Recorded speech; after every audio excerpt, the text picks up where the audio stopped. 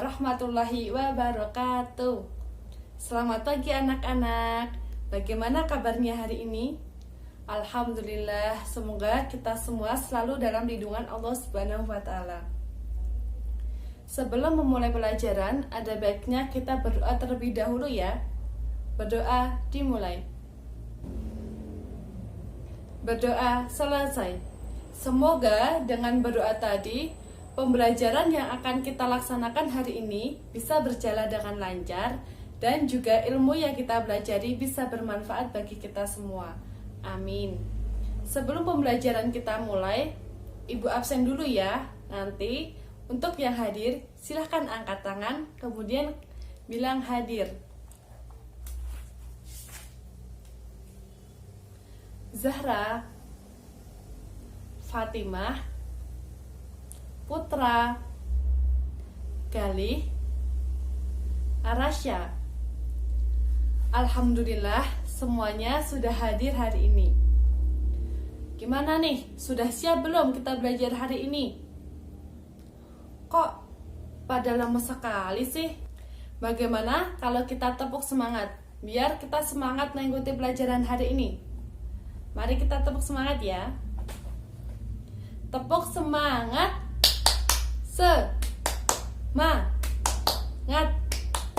Semangat. Nah, kan kita sudah tepuk semangat nih. Gimana? Masih pada lemes? Alhamdulillah, semuanya sudah semangat. Anak-anak, ada yang tahu nggak hari ini kita mau belajar tentang apa? Benar, kita akan belajar SKI mengenai keperwiraan Nabi Muhammad. Nah, ada yang tahu nggak keperwiraan itu apa? Keperwiraan adalah kepahlawanan, yaitu perjuangan Rasulullah dalam membela agama Islam. Di sini, keperwiraan dalam membela agama Islam ditunjukkan oleh Rasulullah melalui beberapa perang. Dalam agama Islam, perang itu boleh enggak sih? Nah, dalam agama Islam sudah dijelaskan bahwa peperangan itu boleh dilakukan asalkan untuk membela kebenaran dan membela agama Islam. Jadi, kalau untuk membela kebenaran dan membela agama Islam itu perang diperbolehkan. Rasulullah bersama kaum muslimin melakukan perang dengan kaum kafir Quraisy. Ada dua jenis perang, yaitu ada perang Ghazwah dan juga dengan perang Sariyah. Nah, perang Ghazwah ini adalah perang yang langsung dipimpin oleh Rasulullah. Sedangkan perang Sariyah adalah perang yang tidak langsung dipimpin oleh Rasulullah. Hari ini kita akan membahas 3 perang yang terjadi di antara kaum muslimin melawan kaum kafir Quraisy.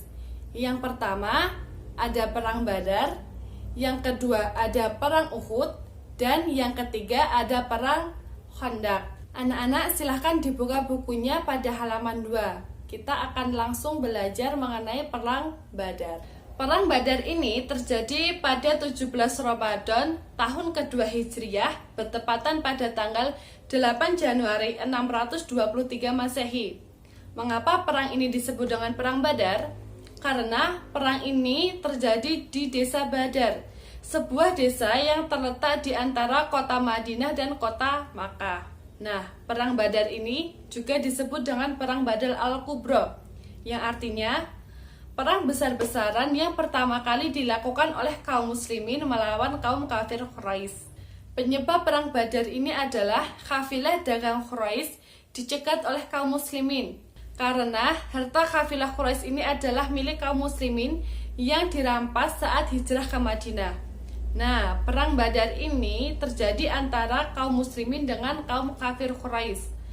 Pada perang Badar ini dipimpin langsung oleh Rasulullah dengan pasukan 314 orang.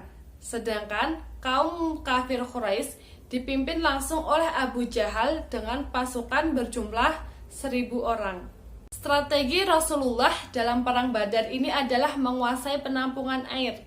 Mengapa menguasai penampungan air? Karena penampungan air ini sangat dibutuhkan oleh kedua belah pihak. Ada salah seorang kaum kafir Quraisy yang bernama Aswad akan menghancurkan penampungan air, akan tetapi dapat digagalkan oleh Hamzah bin Abdul Muthalib, dan Aswad pun meninggal dunia. Pun dalam perang Badar ini kaum muslimin lebih sedikit daripada kaum kafir Quraisy, tetapi perang ini dimenangkan oleh kaum muslimin dan tewasnya Abu Jahal pimpinan kaum kafir Quraisy. Yang kedua ada perang Uhud. Silahkan dibuka bukunya pada halaman 3. Nah, perang Uhud ini terjadi pada pertengahan bulan Sya'ban tahun ketiga Hijriah yang bertepatan pada Januari 625 Masehi. Perang Uhud ini terjadi di kaki Gunung Uhud, sebuah gunung yang terletak di sebelah utara kota Madinah. Perang Uhud ini disebabkan karena balas dendam atas tewasnya para pemuka kaum kafir Quraisy. Nah, anak-anak, ada yang tahu tidak berapa jumlah kaum muslimin yang mengikuti dalam perang ini? Benar, dalam perang ini langsung dipimpin oleh Rasulullah dan kaum muslimin berjumlah 1000 orang. Namun, ketika tiba di Asy'ud, ada salah satu orang muslim yang berkhianat kepada Rasulullah yang bernama Abdullah bin Ubay. Ini menghasut 300 orang lainnya untuk tidak mengikuti perang. Sehingga pasukan muslimin yang ikut Rasulullah dalam melakukan perang Uhud ini ada 700 orang. Sedangkan kaum kafir Quraisy yang dipimpin langsung oleh Khalid bin Walid itu ada 3000 orang. Nah, Khalid bin Walid ini adalah salah seorang panglima perang yang sangat tangguh dan cerdik. Strategi Rasulullah dalam menaklukkan perang ini adalah Rasulullah menempatkan 50 pasukan pemanah yang langsung dipimpin oleh Abdullah bin Zubair. Sedangkan di sayap kanan, di pasukan muslimin dipimpin langsung oleh Mundir bin Amro. Sedangkan di sayap kiri dipimpin langsung oleh Zubair bin Awam dan Mikdad bin Al-Aswad. Sedangkan di pasukan paling depan, pasukan muslimin dipimpin langsung oleh Hamzah dan Ali bin Abu Thalib. Perang ini berbeda dengan perang Badar sebelumnya karena perang ini dimenangkan oleh kaum kafir Quraisy. Kenapa dimenangkan oleh kaum kafir Quraisy? Disebabkan karena Rasulullah pertamanya sudah memiliki strategi, yaitu pasukan pemanah yang berjumlah 50 tadi diberi amanah untuk bersiap siaga di atas puncak Bukit Uhud dan tidak boleh turun apapun yang terjadi sebelum perang itu selesai. Akan tetapi mereka tidak menjalankan amanah dengan benar. Mereka turun ke bawah karena pasukan yang ada di bawah itu sudah mengalami kemenangan. Jadi mereka juga ingin ikut merasakan kemenangan tersebut. Akan tetapi pemimpin dari kaum kafir Quraisy yang bernama Khalid bin Walid ini mengambil posisi ke atas Bukit Uhud dan langsung menyerang kaum muslimin sehingga kaum muslimin kalah. Akibat dari kekalahan ini, ada sahabat Rasulullah yang bernama Mus'ab bin Umair dan paman Rasulullah yang bernama Hamzah, dan 70 pasukan muslimin itu gugur dan tewas dalam medan perang ini, disebut sebagai syuhada. Nah, yang ketiga silahkan dibuka bukunya pada halaman 4, yaitu ada perang Khandaq. Perang Khandaq adalah perang yang terjadi pada bulan Syawal tahun ke-5 Hijriah. Nah, perang ini terjadi di perbatasan kota Madinah. Perang Khandaq ini biasa juga disebut dengan perang Ahzab. Kenapa disebut dengan perang Ahzab? Karena pada perang ini kaum kafir Quraisy menyertakan berbagai golongan dan suku. Nah, kenapa ya perang Khandaq ini dinamakan perang Khandaq? Karena Khandaq tersebut artinya parit. Nah, pada saat itu ada salah seorang sahabat Rasulullah yang bernama Salman Al-Farisi mengusulkan kepada Rasulullah untuk membuat parit di sekitar kota Madinah, di perbatasan kota Madinah. Apa fungsi parit? Fungsi parit ini untuk membuat benteng pertahanan agar kaum kafir Quraisy tidak bisa langsung menyerang kaum muslimin.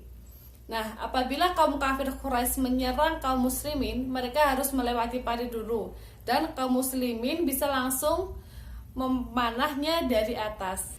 Penyebab perang Khandaq ini adalah perseteruan antara Bani Nadir dengan kaum muslimin. Pada saat itu, Bani Nadir menghasut kaum kafir Quraisy untuk menaruh dendam kepada kaum muslimin. Nah, dalam perang Khandaq ini, perang ini langsung dipimpin oleh Rasulullah dengan pasukan muslimin yang berjumlah 3.000 orang, sedangkan kaum kafir Quraisy yang berjumlah 10.000 orang. Dalam perang Khandaq ini, karena tadi sudah ada strategi, yaitu salah seorang sahabat Nabi yang bernama Salman Al-Farisi untuk membuat parit di perbatasan kota Madinah, maka kaum kafir Quraisy merasa kesulitan ketika melawan kaum muslimin. Karena ketika mereka turun ke parit, kaum muslimin langsung memanahnya dari atas. Selain itu, Allah juga membantu kaum muslimin dengan menurunkan bencana kepada kaum kafir Quraisy. Bencana apa yang diturunkan oleh Allah ya? Nah, bencana yang diturunkan oleh Allah kepada kaum kafir Quraisy adalah hujan yang sangat deras dan angin topan, sehingga kaum kafir Quraisy menjadi porak-poranda dan kaum muslimin menang. Jadi begitu ya anak-anak, perang Rasulullah bersama kaum muslimin melawan kaum kafir Quraisy. Dari ketiga perang itu kita bisa melihat keperwiraan yang dimiliki Rasulullah ketika dalam berperang. Nah, anak-anak, ada yang tahu nggak keperwiraan Rasulullah ketika mengikuti perang itu apa? Benar, yang pertama ahli siasat, yaitu Rasulullah sangat cerdas dalam mengatur strategi berperang. Yang kedua, pemberani, karena Rasulullah langsung terjun untuk menjadi pemimpin saat berperang. Dan yang ketiga adalah melindungi umat. Maksud melindungi umat adalah Rasulullah membentuk pasukan-pasukan untuk melindungi umat Islam. Sikap apa saja yang bisa kita ambil dari perang yang dilakukan Rasulullah terhadap kaum kafir Quraisy? Ada yang tahu? Benar, ketika kita diberi amanah, kita harus menjalankan dengan baik. Kita tidak boleh meninggalkan amanah tersebut. Sebelum pembelajaran hari ini kita tutup, Ibu Guru mau tanya nih, ada yang belum paham nggak mengenai keperwiraan Nabi Muhammad tadi? Atau masih ada pertanyaan mengenai keperwiraan Nabi Muhammad? Siapa yang mau bertanya? Alhamdulillah, ternyata semua sudah paham ya. Nah, untuk pembelajaran yang akan datang, kita akan belajar materi upaya Nabi Muhammad dalam membina masyarakat Madinah. Sebelum pembelajaran kita akhiri, mari kita berdoa bersama-sama terlebih dahulu ya. Berdoa dimulai. Berdoa selesai. Alhamdulillah, terima kasih atas perhatian anak-anak semua ya. Semoga materi yang kita pelajari hari ini bisa bermanfaat dan ilmu yang kita peroleh tadi bisa berkah bagi kita semua. Amin. Jangan lupa tetap semangat dan selalu menjaga kesehatan ya. Wassalamualaikum warahmatullahi wabarakatuh.